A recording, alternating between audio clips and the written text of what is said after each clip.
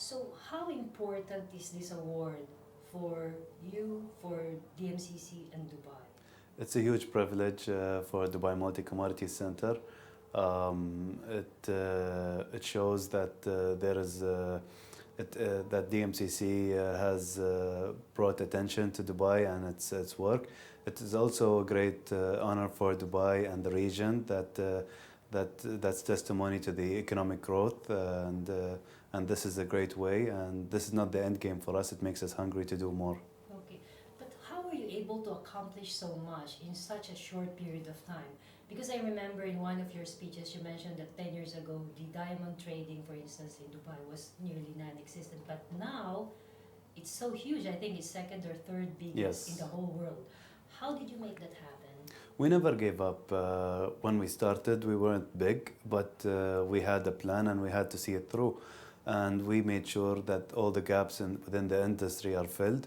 We paid close attention to the industry. I mean, we didn't look at just the classical center. We even looked at the growing centers. Just 15 years ago, China was not that big in the business, but now they're big in diamonds and still growing in diamonds and gold. India as well is growing even further.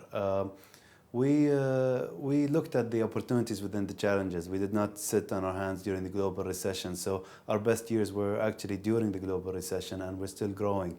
So today, yes, we're around 40 billion of diamond trade, over 75 billion of gold trade, and we're still hungry to do more. Fantastic. But personally, what do you think were the most challenging aspects of your job as executive chairman of DMCC? I mean, of course, it's something that can't be done by one person alone, but the mere fact that you're the executive chairman means you're the face of DMCC. Well, I don't dwell too much on the position. I try not to remember how long I've been in the business. It's over 13 years, but I go to work with the same mentality when I first joined over 13 years ago. And I think the biggest challenge is actually finding a team that actually believes and doesn't get distracted. And I've been blessed to be with a number of management that have and teams that want to prove something and are hungry. And we have a good team in place that are gaining experience year by year and actually performing at a very high level. It's the nature of the city of Dubai. It's a very competitive city. And as far as the business is concerned, we have great leadership in His Highness Sheikh Mohammed bin Rashid Al Maktoum, the Vice President and Prime Minister of the UAE and ruler of Dubai. One of his key strategies is actually to have the economy lead the government rather than having the government lead the economy. So they make sure the city is business friendly to all cultures, very diverse, and we're still doing a lot. I mean, we have the second airport to being the largest, in addition to the Dubai International Airport, the Al Maktoum Airport, and that's full throttle. We will also be hosting one of the largest jewellery exhibitions in Dubai in April, in partnership with Vicenza Oro in Dubai.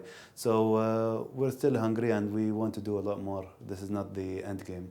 Okay. So how can Asia benefit from the new Silk Route that Dubai is actually a very vital part of? How can they take advantage of this opportunity that are being created in Dubai, in the Middle East? Well, when we started, we promoted Dubai to the rest of the world, not just Asia, as the gateway to the GCC.